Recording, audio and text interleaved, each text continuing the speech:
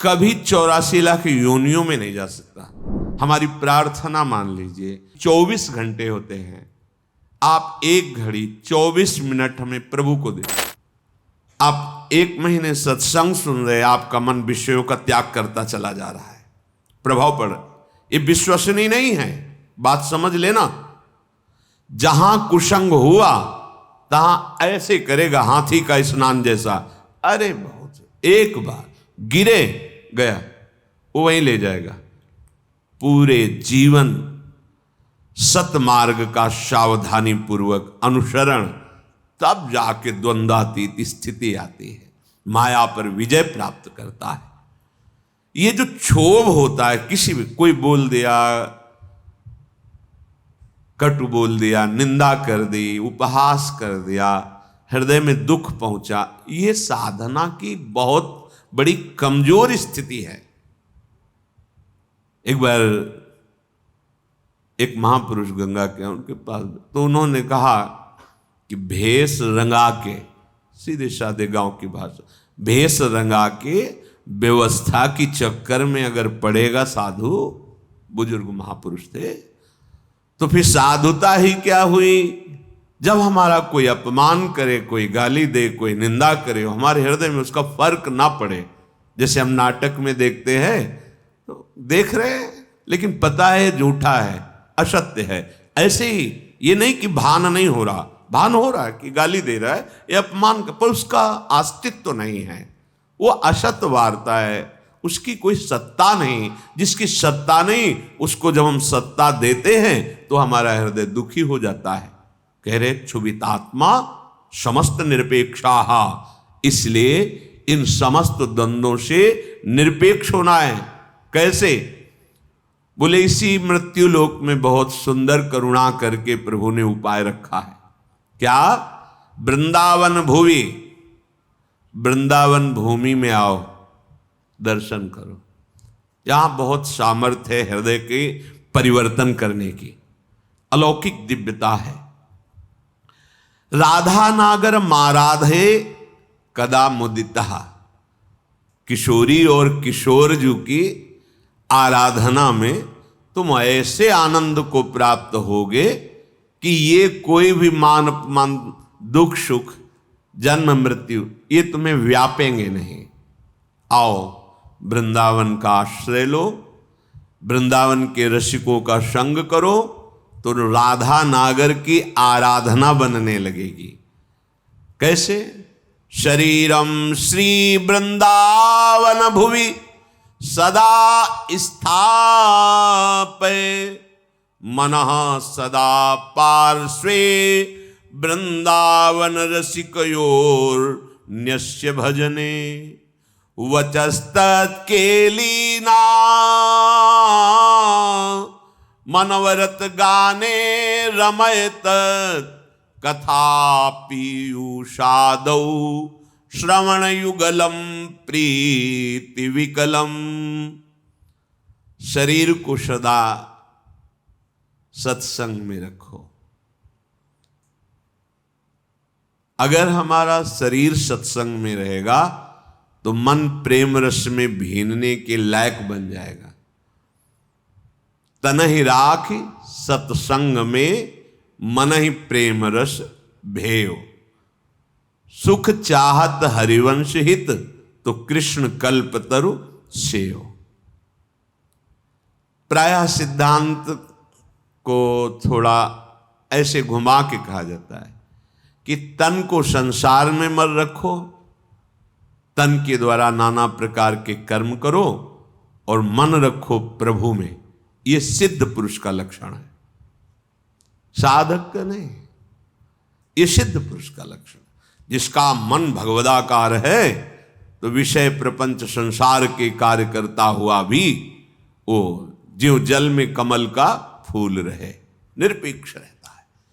पर साधक, नवीन मार्ग का पथिक, सत्संग की आवश्यकता है। सत्संग, सत्संग क्या है? नाम सत, रूप सत, धाम सत, लीला सत, उनके प्रेमी जनों के वचन सत, इस पे हैं आप, तो सत्संग में हैं आप। धाम का चिंतन चल रहा है, प्रभु के नाम का जब चल रहा है, रूप का ध्यान चल रहा है, लीला गुण का कथन श्रवण कर रहे हो। कथा पीयूषादौ श्रवण युगलम, अपने दोनों कानों से युगल चंद श्यामा श्याम की कथा, गुण लीला चरित्र, इनका हम पान कर रहे हैं। ये देह वृंदावन रज से युक्त है, वृंदावन का आश्रय है, तो स्थापय मना सदा पार्श्वे, हमारा मन सदैव प्रियालाल के पार्श्व में समीप में विराजमान रहेगा। मन ही प्रेम रस भयो। देखो, साधक की ऐसी स्थिति नहीं होती कि वो विषय सानिध्य में मन को प्रभु में रख सके। ये विषय का स्वभाव होता प्रमथनशील, व्याकुल करके, उन्माद पैदा करके मन और इंद्रियों को अधीन करता है। विषय पहले, फिर जब मन ही अधीन हुआ तभी तो क्रिया में उतरा। लेकिन सिद्ध पुरुष की ऐसी स्थिति नहीं होती।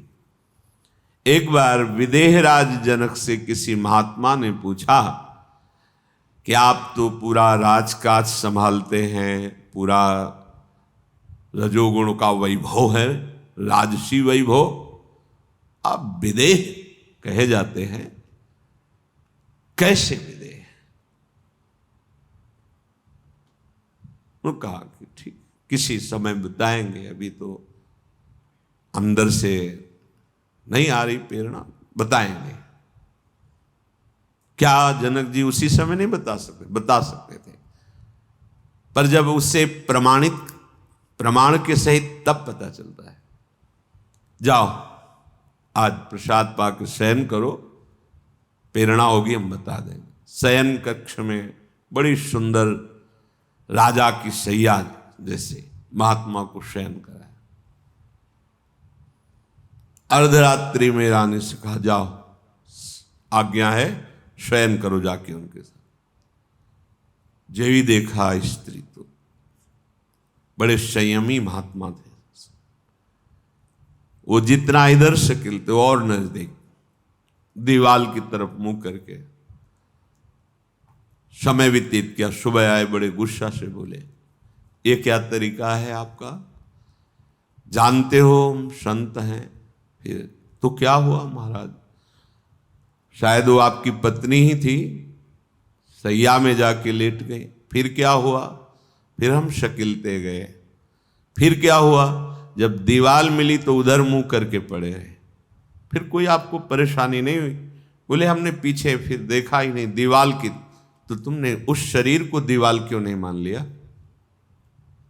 उस शरीर को स्त्री शरीर मान करके भय करते रहे और दीवाल में आप संतोष कर लिए। अगर उसे ही एक दीवाल समझ लेते और आप यथावत अपनी शांति बनाए रखते। बोले ऐसा कैसे हो सकता है? बोले ऐसा हो सकता है जब एकाकार ब्रह्म स्थिति होती है। एक दिन वो आए तो देखा संतों के लिए वहां कोई रोक टोक नहीं थी। जनक जी अपने निज महल में शयन कर रहे थे, उन्मनी अवस्था थी। एक हाथ स्त्री के वक्षा स्थल पर और एक पैर हिलक गया था, तो नीचे सर्दी का समय था, अंगीठी उसके ताप में वो जल रहा था। दौड़ के गए, चरण हटाया, कहा महाराज वास्तविक उनको होश नहीं था। ना स्त्री के वक्षास्थल के स्पर्श का सुख था और ना अग्नि के ताप का भान था। ब्रह्माकार वृत्ति, ये सिद्ध पुरुषों का सहज स्वाभाविक स्थिति होती, मन का प्रभाव होता है कि वो अपने आराध्य में अब वो विषयान ग्रहणंतु मुंचंतु वा, वो तुम्हें दिखाई दे रहे हैं विषय सेवन करते हुए या प्रपंची लोगों के बीच में, उनकी एक रस स्थिति रहती है। पर साधक को, उपासक को मन को प्रभु में स्थापित करना है, क्योंकि वो विषयों में, तो इससे सावधान होकर सत्संग करना है। केवल वार्ता ही सत्संग नहीं कहलाती, इसका मनन करके आचरण में उतारना। सत हरि नाम है, सत हरि धाम है, सत हरि रूप है, सत हरि लीला है, सत हरिभजन करने वाले भगवत प्रेमी महात्मा जन हैं, इनका चिंतन सतत रहना, ये सत्संग है। तो सतत तभी रह सकता है जब तन ही राख सत्संग में, तन को अधिक से अधिक सत्संग में रखा जाए। ऐसे मित्र हों, ऐसे कुसंगी भोग हों, ऐसे कुसंगी दृश्य हों, कुसंगी वार्ता हो, फिर आप सोचो हम मन प्रभु में लगा ले, तो समझ में ही नहीं आएगी ये बात। इसीलिए कह रहे शरीरम श्री वृंदावन भुवि सदा स्थापे, तो मनः सदा पार्श्वे वृंदावन रसिकयोर न्यस्य भजने।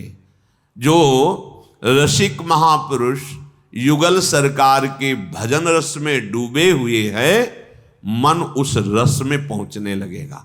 जब आप रसिकों का संग करोगे, वृंदावन की रज लगाओगे, वचस तत्केली नाम नवरत गाने रमय तत्, वाणी का नियम बना लो कि हम अपनी जबान से किसी की निंदा नहीं करेंगे, प्रपंच की वार्ता नहीं करेंगे, आवश्यक बात बोल करके फिर नाम जप करेंगे या वाणी। अगर बात आपको समझ में आ जाए तो ये जो श्रीमद् चतुराशी जी है, इसके जो पद हैं, पहली बात तो तुम्हारा कोई भाव न बने, कोई श्रद्धा न बने, और अगर एक बार 84 जी का पाठ 24 घंटे में कर लेते हैं, 45 मिनट लगेंगे रफ्तार से करने में, थोड़ा आराम से गाएंगे तो 1 घंटा, और अपने लोग जैसे मस्ती से गाते हुए परिक्रमा लगाते तो 1.25 घंटे में पूरा ऐसे आराम। एक 84 जी का पाठ करने वाला कभी 84 लाख योनियों में नहीं जा सकता। ये उन महापुरुषों के वचन हैं जिनके अधीन प्रियालाल है। छुट 84 भ्रमंते निर्खय जुगल किशोर। कम से कम 84 लाख योनियों के दुख से तो आप मुक्त होना चाहते, नहीं प्रिया प्रीतम को देखना चाहते, नहीं सेवा चाहते, तो दुख से तो निकलना चाहते। वाणी जी अमोघ है, गुरु कृपा से ही बात समझ में आती है। अगर चतुराशी जी के किसी भी पद को आप कंठस्थ कर ले, कोई एक पद, और उसी को 100 बार 200 बार अंदर अंदर गुनगुनाइए, फिर आप देखिए कैसे आपका हृदय निर्मल होता है, कितनी जल्दी आपके अंदर भागवतिक सद्गुण आते हैं। पर आप कीजिए, घंटों चलते हुए प्रपंच की वार्ता कर लेंगे, पद नहीं गुनगुनाएंगे। व्यर्थ में बैठे मन कल्पना में घूम रहा है, उसको डांट करके नाम में नहीं लगाएंगे। देखो, अगर सुख प्राप्त करना, इसीलिए हम प्रायः आपसे प्रार्थना करते रहते हैं कि ये आशीर्वाद, ये कोई कृपा या कोई पदार्थ दे दे, इस भ्रम में मत रहना। ऐसे ऐसे महापुरुषों के दर्शन हुए हैं जो गुरु कृपा से, इष्ट कृपा से ही केवल उनका दर्शन हो सकता। दिगंबर, शरीर की शुद्ध नहीं, खान पान की, जहां पैर नहीं रख सकते हो ऐसी तपती हुई बालू, उसमें दिगंबर पड़े हैं, ब्रह्मानंद में मगन। आप जब तक अपने आप को सतमार्ग में नहीं लाएंगे, भजन में नहीं लाएंगे, असत मार्ग को त्यागेंगे, कोई सुखी नहीं कर सकता, कोई सुखी नहीं कर सकता। ये बात अंदर बैठा लो। कौन काहू के सुख दुख कर दाता, निज कृत कर्म भोग सुन भ्राता। इसलिए शरीरम श्री वृंदावन भुवि सदा स्थापे, मनः सदा पार्श्वे वृंदावन रसिकयोर न्यस्य भजने। आहा, जो युगल सरकार के भजन में रसिक जन डूबे हुए हैं, मन उनकी आज्ञा में दे दीजिए। अर्थात जैसा वो उपदेश करते हैं वैसे ही मन को चलाइए, तो निश्चय भजने, वो भजन में समर्पित हो जाएगा। वचस तत् केली नाम नवरत गाने रमय तत्। वाणी से उनकी केली रस का गान, बड़ा सुख मिलता है श्यामा श्याम को। सबसे बड़ा सुख मिलता है जब उनकी लीला का गायन करके सुनाते हो। जैसे आप गा रहे हो, आज निकुंज मंजू में खेलत नवल किशोर नवीन किशोरी, अति अनुपम अनुराग परस्पर, सुनभूत भूतल्प। ये जोरी मुस्कुराती है प्रिया प्रीतम की। बस ये जहां प्रसन्न भये तो क्या होता है, जब राधिका श्याम प्रसन्न भये तो नित्य समीप सुख खींच ले। बस हमारी बात बन गई, हमारे मन को समीप। तो किशोरी मात मानम किमिश कुमारी नुकले, श्री लाडली जी के समीप उनकी सेवा की भावना और भाव देह दोनों प्राप्त हो जाता है। जब लाडली जी घसीट लेती है तो सेवा की भावना और सेवा जिससे संपादित होती वो देह, जो सेवा संपादन की देह है वो सच्चिदानंद है, पार्थिव देह नहीं, जन्म मरण वाला मलमूत्र बनाने वाला शरीर नहीं, चिदानंद देह। तब वो देख पाता है जो यहां श्रीपाद के सदा पार्श्वे, वो देख पाता है अपनी प्राणेश्वरी स्वामिनी के पार्श्व में विराजमान। कैसा अद्भुत सुख। पर वचस्तत् केली नाम नवरत, नवीन नवीन सुख का अनुभव होना चाहिए, तभी मानना हृदय निर्मल हो।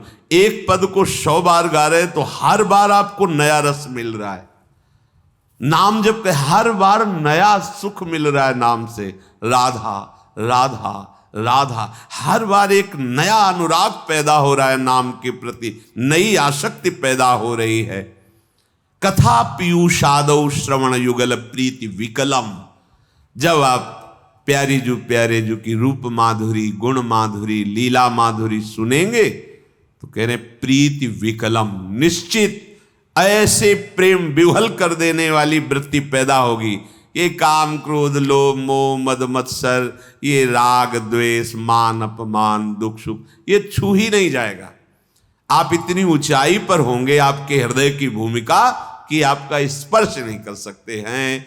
ये हुआ आशीर्वाद, ये हुआ संत समागम, ये हुआ मनुष्य जीवन का परम लाभ। इसलिए धैर्य पूर्वक चलो, ये आशा मत करो कि तुम्हें कोई महान भक्त कहे, महान संत कहे तो तुम संत हो, तुम्हारा भजन सार्थक। कोई तुम्हें पाखंडी कह दे, गाली दे दे, निंदा कर दे तो भजन का हमें कोई फल ही नहीं मिला, क्योंकि लोग गालियां दे रहे। देखो हमें भजन का फल मिला क्योंकि लोग प्रणाम। ये माया का आखिरी अस्त्र है, कंचन कामिनी कीर्ति। सब रूपों में भगवान इतने रूपों में आके हमें दर्शन दे रहे, दुलार कर रहे, हमें उनके चरणों में प्रणाम करना। मेरे प्रभु इतने रूप धारण करके प्यार कर रहे, भावना अपनी कहीं अहम जनित ना हो जाए कि मैं साधक हूँ, मैं भजनानंदी महात्मा हूँ, मुझे लोग नमस्कार करते हैं, प्रणाम करते हैं, फिर मार्ग आगे का रुक जाएगा। इसलिए कह रहे हैं निरपेक्षः, समस्त निरपेक्षः। ए नमस्कार प्रणाम, नाना प्रकार की प्रशंसा या कोई आश्चर्यजनक सिद्धियां तुम्हारे अंदर आ रही, सबसे निरपेक्ष रहो, इनका प्रयोग मत करना। तभी तुम श्री जी की सेवा का अधिकार, जो सच्चिदानंदमय जीवन है, वो तुम्हें प्राप्त हो जाएगा। सार बात भगवन नाम, जितना नाम जप करोगे उतने ही दुख से ऊपर उठते जाओगे। मान लो, विश्वास मान लो। एक ऐसी आनंद दशा होती है हृदय की। देखो एक बार हमको किसी ने बताया था कि एक कोई गैस होती है, वो अगर खुल जाए तो लोग हंसते ही रहते हैं। ओ है, हाँ, जो हम तो कह नहीं पाए कि फ्लैपिंग क्या ऐसे गैस है, लाफिंग, हमने समझा फ्लैपिंग वो हंसी वाली। एक गैस में इतनी ताकत है कि कोई कितना भी डिप्रेशन में वो हंसता ही रहेगा। गैस में, भगवान के नाम में इतनी ताकत नहीं कि हर दुख मिटा के तुम्हें आनंद में रहे।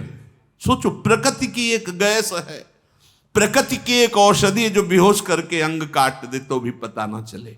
भगवान के नाम में, धन्वंतरी जी ने कहा, सब औषधियों का शोध करने पर पता चला भगवान नाम में जितनी रोग निवारण, दुख निवृत्ति, शोक निवृत्ति सामर्थ्य उतनी किसी औषधि में नहीं। धन्वंतरी जी के वचन है। जामवंत जी कह रहे हैं ये तो बाहरी समुद्र पर पुल आपके प्रताप से बनी जाएगा, पर भव समुद्र से पार होने का एकमात्र उपाय है भगवन नाम। अपनी जिह्वा से निरंतर हम जैसे भी हैं अपने प्रभु के हैं। ये भाव बहुत मंगलमय है। हमारे प्रभु को ऐसा हो तभी स्वीकार होगा, ऐसा नहीं है। कैसा भी हो, कोई भी हो, बस शरण में हो जाए और नाम जप करने लगे। खुद आप देख लेना, हमारी प्रार्थना मान लीजिए, कई बार प्रार्थना करते हैं पर थोड़ा रंग चढ़ता है, फिर वो हवा चलती है, ऐसी फिसल जाते हैं। जैसे हम एक बार प्रार्थना की कि 24 घंटे होते हैं, आप एक घड़ी 24 मिनट हमें प्रभु को दे, तो उसमें तर्क होने कि बस में चलते हुए कर ले, कार्य करते। यार तुम 24 घंटे में 24 मिनट एकांत में प्रभु को नहीं दे सकते? अरे चलते फिरते वो ओवर टाइम वाला नाम लेंगे ना, और जमा होगा हमारे पास। 24, एक घड़ी, आधी घड़ी, आधी में पुण्य आधी। अगर हम एकाग्रता पूर्वक जपे तो कैसा रहेगा? 24 घंटे में 24 मिनट मेरे प्रभु के लिए, यद्यपि जीवन प्रभु के लिए, पर जैसे निराश होके, तो निराश होके हम कहते हैं, वैसे तो पूरा जीवन प्रभु के लिए, पर वैसा नहीं कर सकते हो तो समय समर्पित कर दो। पर 24 मिनट तो ऐसी प्रार्थना है। ऐसा कौन सा कार्य तुम्हारा है जो तुम इतने बिजी हो कि 24 मिनट नहीं निकाल सकते प्रभु के लिए? आप देख लो अपने जीवन के समय को कैसे व्यर्थ करते हो, और 24 मिनट के लिए हमसे तर्क करते हो कि वो गाड़ी में चलते हुए जप सकते हैं, वो कार्य कर। इसके लिए तो है ही उपदेश, चलते फिरते, उठते बैठते, खाते पीते, हर समय नाम जप करो, वो तो अहो भाग्य है। लेकिन इस 24 मिनट को तुम कार्य प्रणाली नहीं भाई। जब तुम्हारे लिए कह दिया कि 24 घंटे में सो मेहनत करो, जो भी कार्य, 24 मिनट निकाल के प्रभु के लिए, माला से, बिना माला से, जो नाम प्रिय लगे, राधा राधा राधा। अरे देखो कितना एकांत में तुम्हें आनंद। बोले मन नहीं लगता, मन भागता, भागने दो, तुम बैठ जाओ, तुम बैठ जाओ, वो लग जाएगा एक दिन। तुम नाम पकड़ो। अच्छा ये नाम है, इसमें तो उपांश और मानसिक का भेद नहीं। आप ऐसे को राधा राधा राधा राधा राधा राधा राधा राधा राधा राधा 24 मिनट आप करके देखो, आंख मूंद लो, राधा राधा राधा राधा राधा राधा राधा राधा राधा राधा राधा। अब इसमें मन लगने की बात है, इसमें तुम्हें कोई प्राणवायु का संशोधन करना है? अधिक से अधिक राधा राधा राधा राधा, कृष्ण कृष्ण, जो नाम प्रिय हो। आप देख लेना, आप खुद देख लेना, आपको पता नहीं होता। जैसे दो लकड़ियों के घर्षण से अग्नि पैदा हो जाती है, ऐसे जिह्वाग्र और नाम की रगड़न से अमोघ अध्यात्म शक्ति पैदा होती। विश्वास करो, अमोघ शक्ति पैदा। तुम्हारा ज्ञान, तुम्हारा हृदय का अध्यात्म बल जहां जागृत हो गया, कोई भय नहीं, कोई शोक नहीं, है ही नहीं। दूर से रस्सी का सांप मान के भयभीत हो रहे थे, जब तुम्हें दिखाई देगा केवल गोविंद ही गोविंद है, भय नाम की चीज नहीं रह जाएगी। खूब नाम जप करो, जीवन का सार है। श्री राधा वल्लभ लाल।